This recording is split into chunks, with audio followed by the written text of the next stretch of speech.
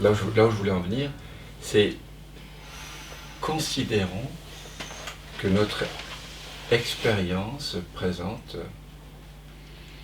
est comme celle que l'on vit quand on est au cinéma. Quand vous êtes au cinéma, vous ne résistez pas à la façon dont le film se déroule. Vous ne vous dites pas que le personnage ne devrait pas dire ça. Vous l'acceptez. Vous pouvez être étonné, vous pouvez être choqué, vous pouvez pleurer, vous pouvez rire. Mais vous ne vous dites pas que c'est pas possible qu'il ait dit ça. Parce que vous savez que le film, il a été tourné. Vous voyez ce que je veux dire? C'est là où je voulais en venir.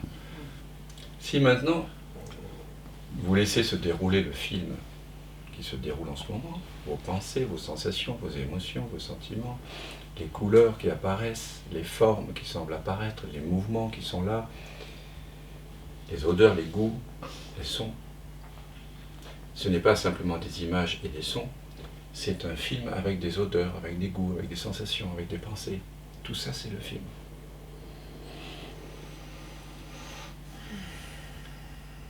Si tout ça était déjà complètement tourné, tout était joué, mais à la virgule près, au comma près, à la vibration moléculaire près, à la vibration subatomique près. Si chaque particule d'atome vibrait exactement comme elle doit vibrer depuis le début, parce que le film, il est déjà dans la boîte.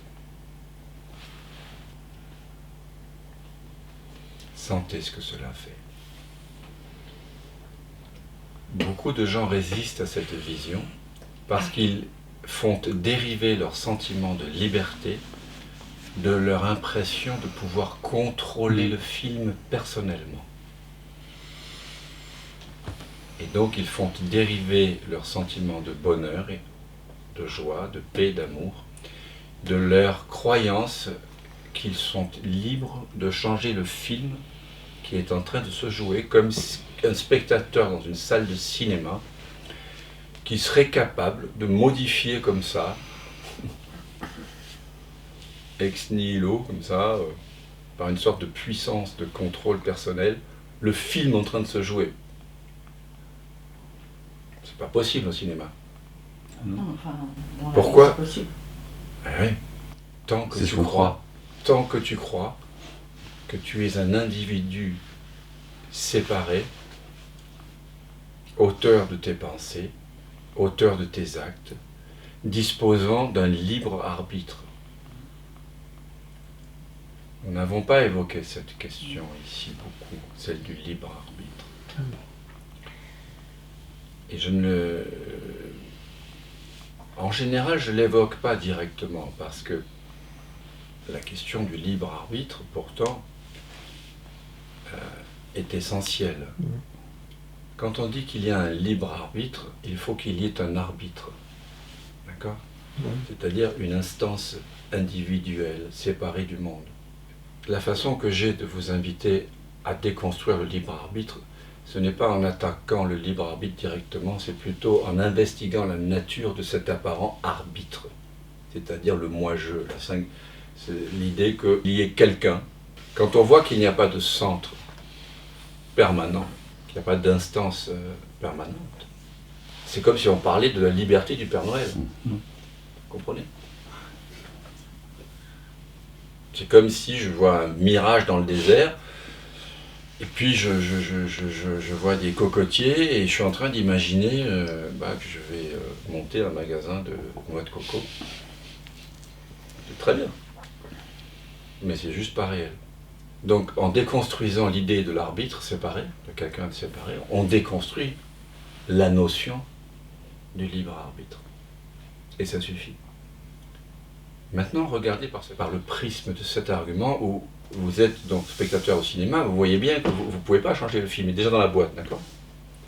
Si maintenant on prend cette analogie avec notre situation ici, toutes les perceptions qui sont les nôtres en cet instant, pensées, sensations, sentiments, odeur, goût, couleur, forme. C'est tout ça, ça fait partie des pixels. Ce sont des pixels, d'accord, qui arrivent sur un écran. C'est pas un écran en 2D, c'est un écran en 4D. L'espace-temps même est inclus dans cet écran en 4D, en 5D. Vous êtes cet écran sur lequel apparaissent tous ces phénomènes. Des atomes subatomiques, de boson de Higgs jusqu'au trou noir, les sentiments, la tristesse, la joie, les pensées, les odeurs, les goûts, tout ça, ce sont des pixelisations d'informations. Ça apparaît et ça disparaît en vous. C'est connu par vous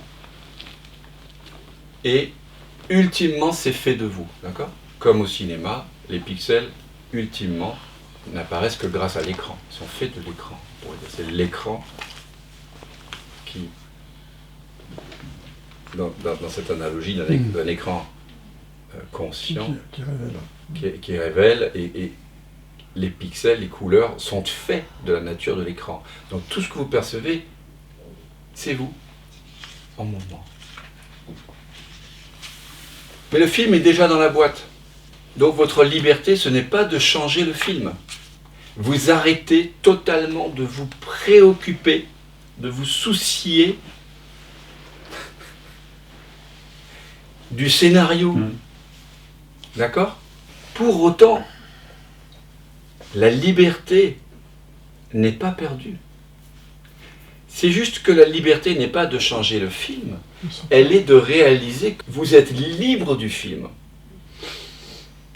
Ce que vous êtes, malgré que cela prend la forme du film, n'est pas ultimement le film, comme l'océan fait d'eau n'est pas ultimement la direction des vagues et des courants marins.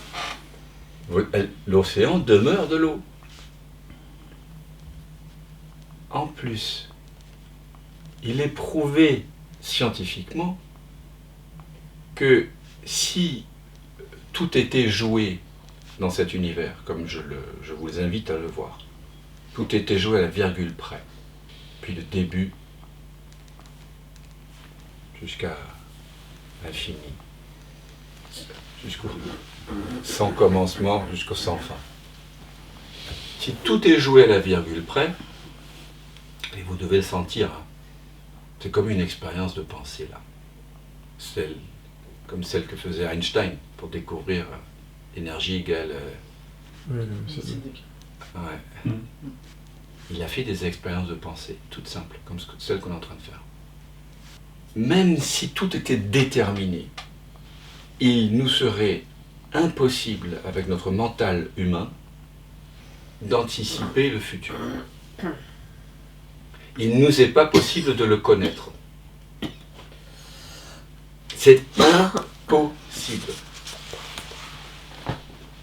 On ne pouvait pas, il n'y a pas assez de puissance de calcul, et il n'y en aura jamais assez pour prévoir, compte tenu de la complexité absolument hallucinante des phénomènes, de l'interaction, vous voyez, entre chacun de nos gestes qu'on va faire en ce moment, la façon dont bougent nos mains, nos yeux, dont fonctionne le système respiratoire, le battement du cœur, les images qui sont produites, les sensations de température, les odeurs, les goûts, toutes ces milliards d'interactions qui vont du macrocosme jusqu'au microcosme. Et nous là, qui sommes là, quelque part entre les deux, il est absolument impossible de prévoir quelle sera notre prochaine pensée, quel sera notre prochain geste. Ce n'est que statistique. D'accord ? Mais c'est totalement imprévisible. Cette prise de conscience que tous les phénomènes seraient déterminés à la virgule près, est-ce qu'elle vous enlève la joie d'être le témoin de tout ceci? Est-ce qu'on ne trouve pas une liberté d'enfin s'asseoir en arrière dans le fauteuil et de juste laisser se dérouler depuis ce fauteuil tout ce qui se passe, puisque de toute façon, c'est prévu en avance, Et cela ne signifie nullement que mes pensées ne doivent pas penser ceci ou cela, puisque les pensées de Dan, de Dominique, de Maria, ou d'Alain, ou de Gwen, de toute façon, sont elles-mêmes conditionnées. Donc il n'y a pas d'effort à faire pour changer nos pensées. Nos sensations, nos sentiments sont elles-mêmes une résultante de milliards, de milliards, de milliards, de milliards de phénomènes à chaque instant. On est totalement impuissant à contrôler nos sentiments, à gérer nos émotions, à faire ceci et cela. On a essayé de fonctionner comme ça, dans ce contrôle-là. Tant qu'on croit au libre arbitre, on essaie de contrôler l'incontrôlable. Certains pensent que c'est dans cette notion de libre arbitre que réside notre pouvoir d'être heureux. Depuis que la notion de libre arbitre imprègne la vision de ce qu'on pourrait appeler la réalité, les Allemands appellent ça Weltanschauung, notre représentation du monde, l'homme n'a cessé de commettre des crimes atroces. La notion de libre arbitre va avec l'idée qu'il y a un ego, un centre de contrôle. Au contraire, moi je vois dans les 200 millions de morts violentes au XXe siècle, de génocides, de guerres et d'autres violences, la résultante de la croyance dans le libre arbitre. C'est parce qu'on croit qu'on a un libre arbitre, qu'on pense qu'on peut tout seul gouverner avec nos projections personnelles. Mais ces massacres sont eux-mêmes déterminés. Oui.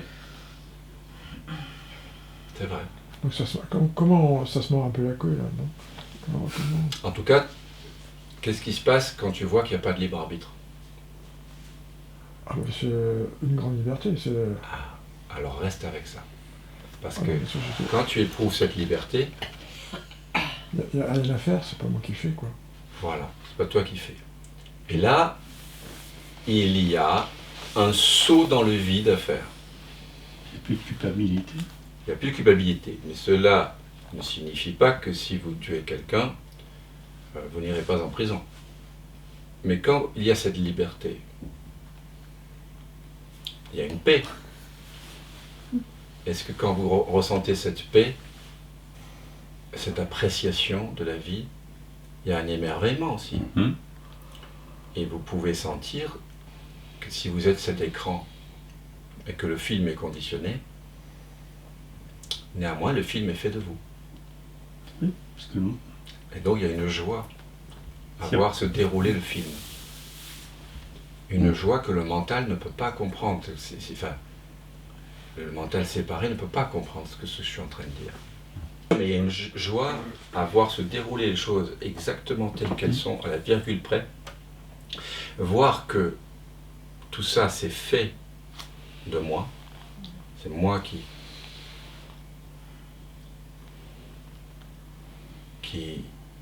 anime cela. Le mot âme vient de cela qui anime, on peut dire. Mais il n'y a pas de volonté. C'est pas créateur. J'ai pas décidé. Vous voyez, on a une notion de décision qui est très individuelle, vous voyez. Mais Brahman, c'est pas un créateur. Vous voyez. On a dans la Bible l'idée que Dieu a créé les choses le lundi, le mardi, le mercredi. Vous voyez. Ça, un acte comme ça de volonté qui finalement singe notre vision anthropomorphique. Ici, on est dans une vision où c'est l'océan qui prend la forme des vagues, mais il n'y a pas de volonté. C'est comme un jeu. Vous voyez ? Comme un jeu. Et du coup, il y a une liberté. Mais ce n'est pas la liberté de changer le film.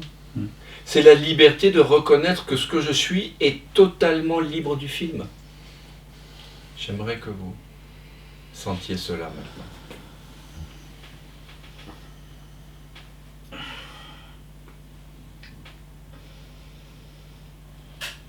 Et cette liberté-là, évidemment, ne signifie pas que le corps va s'arrêter de fonctionner. Il va continuer à fonctionner, à respirer, le cœur va continuer à battre. Des mots seront prononcés, paroles s'échangeront, des pensées viendront. Mais je vais vous parler de ce saut dans le vide là, parce que c'est un saut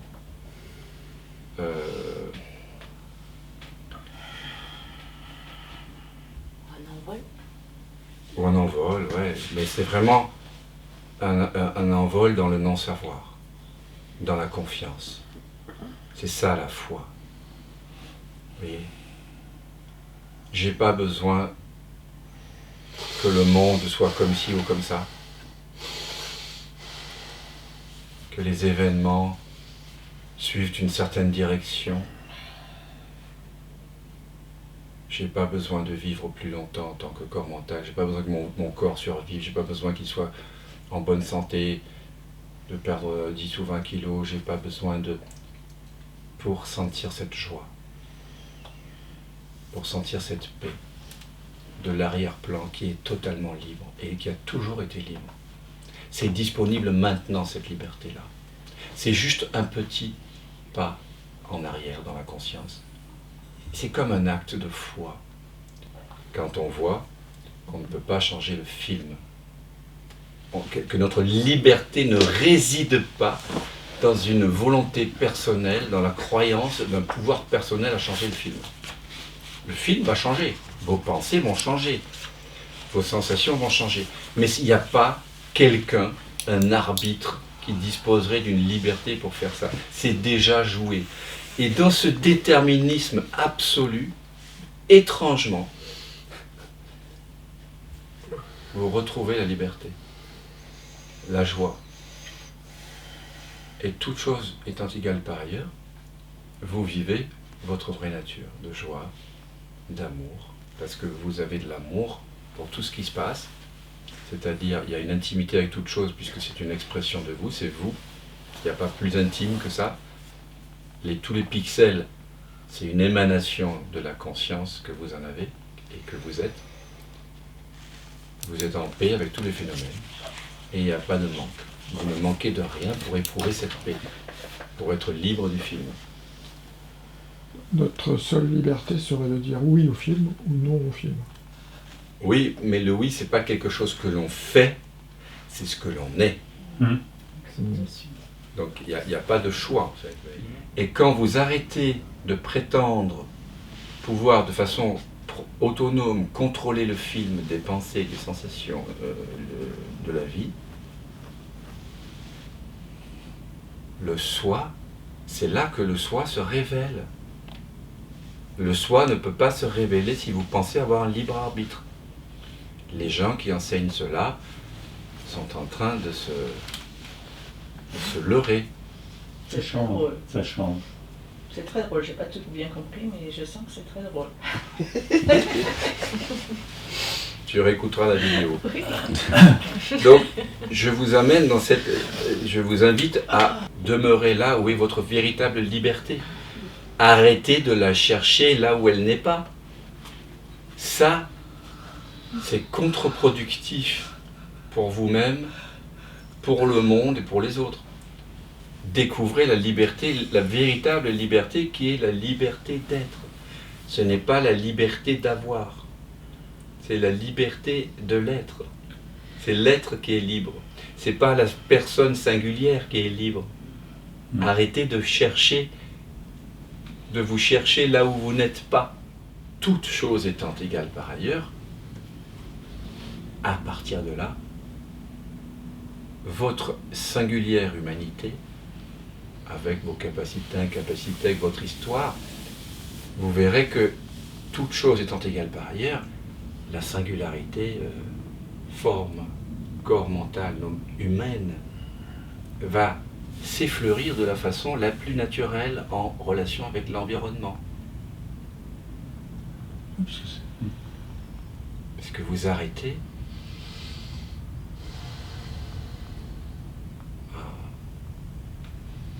de croire à des sornettes, quoi.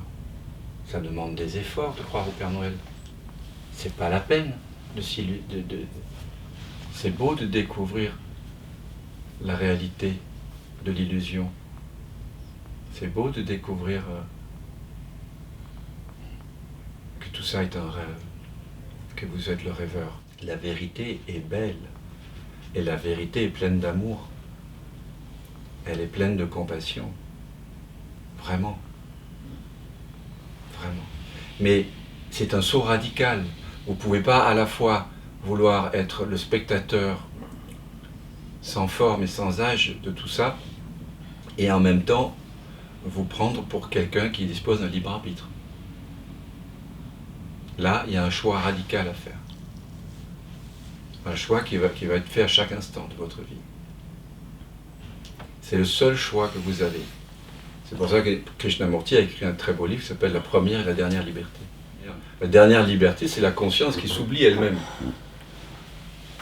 En quelque sorte, on pourrait dire, comme dans le tantrisme shivaïte du Cachemire, autant que conscience, vous jouez à vous oublier. Mais vous pouvez aussi décider d'arrêter, de vous prendre pour un arbitre qui aurait une liberté. C'est un grand soulagement.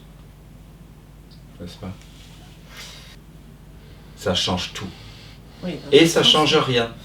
Mais comme on ne veut plus que le film change, tout a changé. Bien sûr, dans l'illumination zen, on dit avant l'illumination, coupe du bois et porte de l'eau. Après l'illumination, coupe du bois et porte de l'eau. Donc l'eau et le bois, on continue à le couper. Mais vous sentez la paix. Ça y est, vous êtes sorti de la matrice. Et là, maintenant, vous n'avez qu'à demeurer là. Et vous appréciez le déroulement. On est le témoin du film, mais on n'est pas l'acteur. Il n'y a pas d'acteur. Il n'y a pas d'acteur. Il n'y a pas d'acteur. Vous êtes le témoin et la substance. Le témoin et la substance. L'illusion est faite de conscience. Oui. Tout est fait de conscience. Il n'y a que la conscience. Il n'y a rien d'autre. Puisque quand par exemple, tu regardes une couleur, la couleur, pour être perçue, elle dépend de la vision. Qui est conscient de la vision? C'est la conscience. Vous sentez une odeur. L'odeur est faite d'olfaction. L'olfaction apparaît où? Dans la conscience. Je touche la table. J'ai une sensation et une image. Ça dépend du toucher. Le sens du toucher apparaît où? Dans la conscience. Vous pouvez ramener toutes vos perceptions et les réduire à la conscience. Il n'y a que la conscience. Et la conscience, elle est libre. La conscience n'a pas besoin que le monde se déroule d'une façon ou d'une autre. Si vous voulez vivre une vie heureuse, en paix, vous arrêtez de croire que votre liberté est du côté de l'arbitre, d'un apparent arbitre. Elle n'est pas dans le pouvoir de changer le film. Elle est dans le fait de sentir que ce que vous êtes n'est pas perturbé par le film, quel qu'il soit. Il est libre du film, vous êtes libre du film. Là, vous allez vraiment sentir vivre à partir de cet éveil. Comprenez? Cette présence éveillée. Elle n'est pas compatible avec l'idée d'un contrôleur séparé. C'est incompatible. Dès que vous croyez avoir un libre arbitre, ça y est, vous êtes en train de rêver. Vous êtes dans l'hypnose. Donc, ici, maintenant, là, je parle vraiment pour certains d'entre vous qui sont prêts à entendre ce message très radical. J'ai une analogie très courte que j'avais lue dans un livre sur l'éveil, et il disait, c'est comme quand j'étais petit, il y avait un manège qui tournait, et moi j'étais là, et quand il y avait des virages, je tournais le volant à fond la gamelle, et une fois j'ai lâché le volant, et je me suis rendu compte que le manège tournait de la même façon. Ouais, c'est ça. C'est exactement ça. Ça peut être une petite illustration. Ouais, j'ai entendu ce genre de C'est une choses. belle image. Il faut pas l'entendre, il faut le sentir. Il faut l'appliquer à ta propre vie et voir qu'il n'y a aucune de tes pensées qui n'est personnelle, aucun de tes actes qui est personnel. Ouais, ça oui. Et c'est exactement ce qu'Agnès dit, et que j'ai entendu aussi.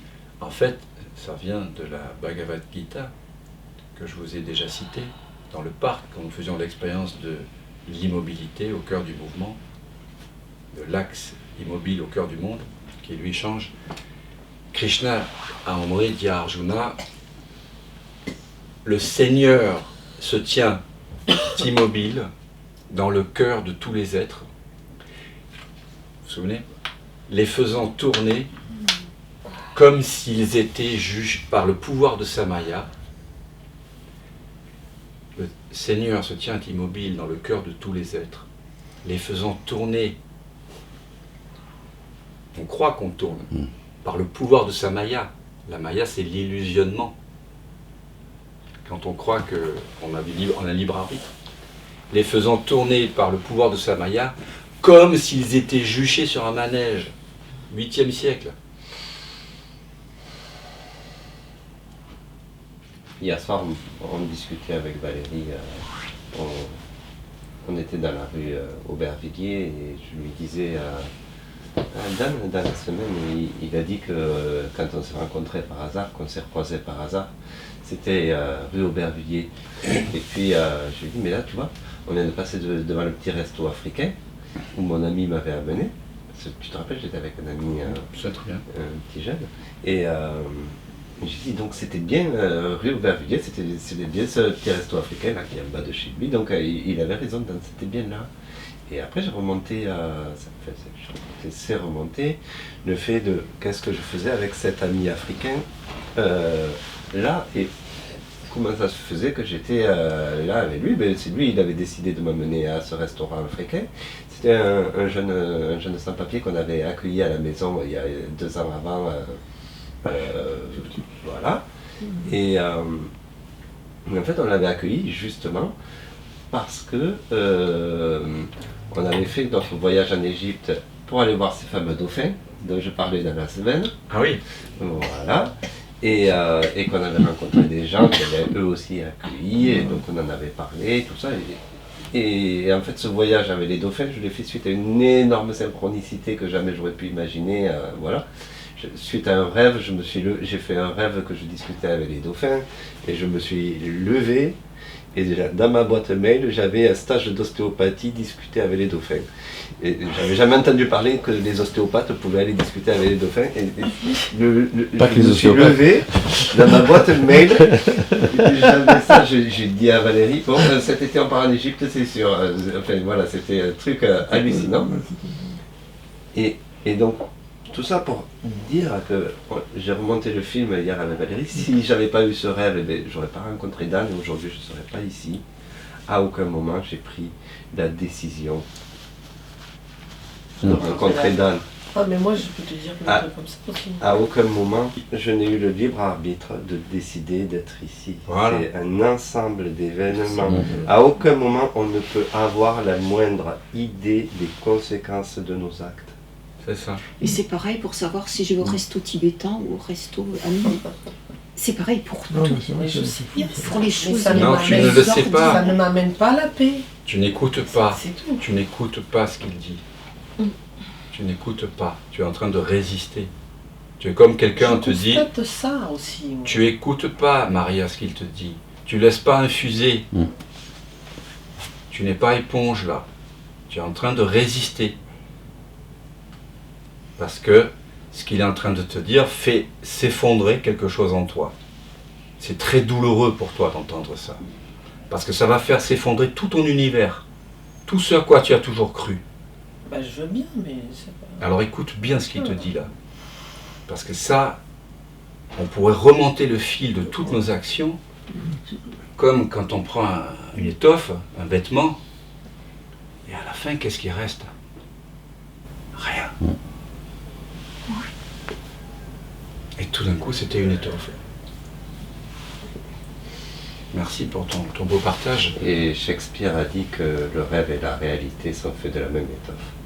Exactement, waouh. C'est vrai.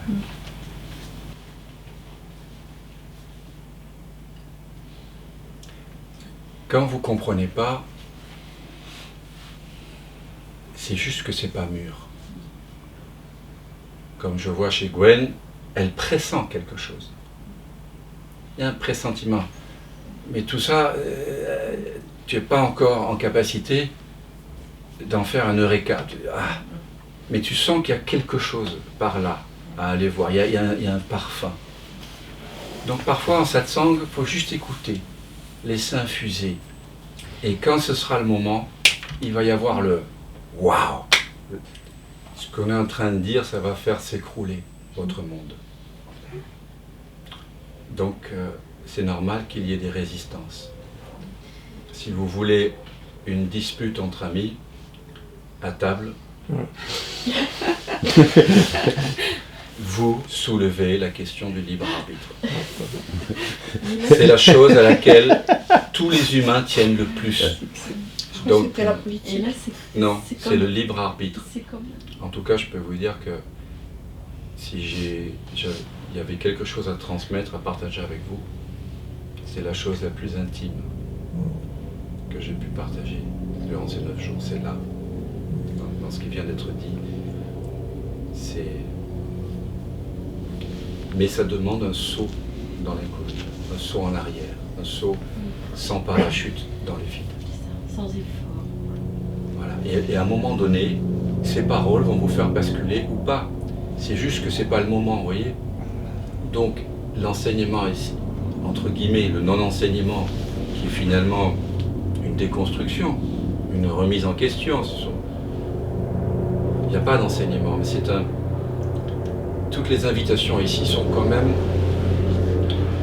Il y a une certaine progressivité, vous voyez. Mais là, on est vraiment dans une radicalité. Ceux qui sont prêts le voient. C'est le petit moi qui meurt. C'est le petit moi qui meurt. Et ça suscite beaucoup de colère, beaucoup d'émotions aussi. Mais du soulagement aussi. Enfin, moi, Pour Agnès, c'est un soulagement. Ouais, pour moi toi, aussi. c'est un soulagement. Je ne sais pas pour toi comment tu le vis. Un rêve. Pour toi, que c'est comment d'entendre cela? Est-ce que ça percute? Oui. Pour toi, Dominique? Ça apaise, ça calme. Ça calme. Pour toi? Pareil, mais en plus ça rejoint un peu les nouvelles théories en physique, donc tout converge au même point. Pour toi, Alain, comment c'est? Une grande liberté, un grand soulagement. Et toi, tu pressens? Pour moi, ça me fait rire d'être si ignorante. Oui, et c'est beau. Je comprends. Et voilà, c'est-à-dire que tout ce qu'on pensait être le savoir est de l'ignorance. Et on va découvrir dans le non-savoir, justement, que le non-savoir n'est pas de l'ignorance. Et je peux rien faire. C'est cette totale impuissance. totale impuissance, mais l'impuissance à agir dans là où on n'a jamais agi. C'est l'impuissance du Père Noël. Vous voyez ce que je veux dire? On commence pas à être impuissant, on était déjà. Voilà. Juste qu'on le réalise, quoi. Donc, c'est pas comme si vous aviez un libre arbitre et que tout d'un coup vous n'en disposez plus. Vous ne l'avez jamais eu. Et juste vous réalisez, mais bon sang, mais c'est évident.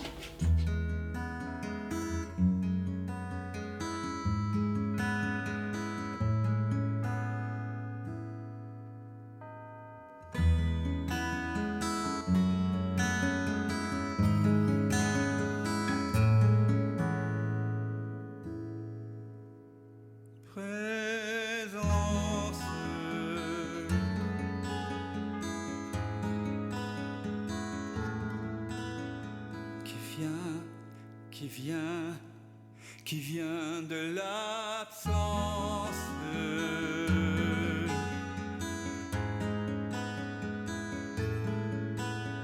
Qui ce rêve présent, s'il donne naissance à ce grand rêve qu'est l'univers et que l'on nomme la vie. Mais la vie, c'est quoi?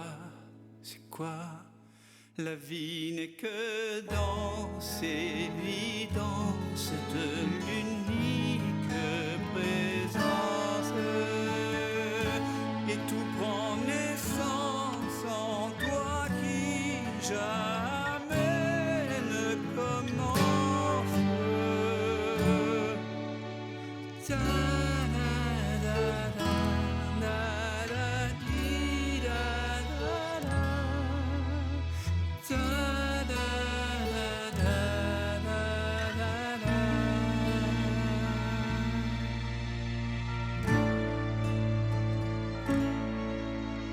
Comme la rose fleurit sans cause, tout se déploie au cœur du virtuose. Je suis tué et ici tous osmose. Je suis tué, nous sommes comme elle, faits de la même substance. Présence, c'est vraiment maintenant que ça commence. Je m'émerveille en ce silence, tout naît, tout meurt dans la présence.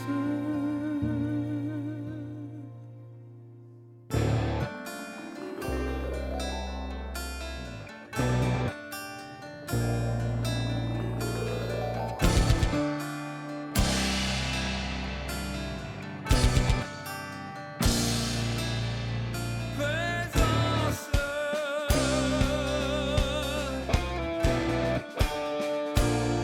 qui vient de l'absence.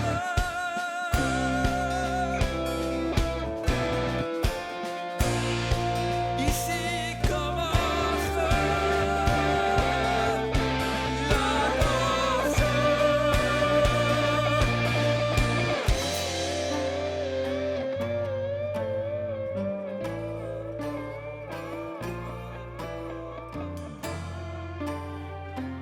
J'ai tant cogné à ta porte pour te connaître, vérité. J'ai frôlé folie, j'ai cogné jusqu'au sang. Un jour, la porte s'est ouverte et j'ai su que j'avais frappé de l'intérieur. C'est le mystère infini de l'un jouant à être deux pour danser avec lui-même. Tout ce chemin, c'est plaisir, la souffrance. Pour moi que tout ça n'est qu'un rêve immense. Je suis tué et nous sommes comme elle, vêtus de chair d'une drôle d'absence. C'est le jeu de la présence.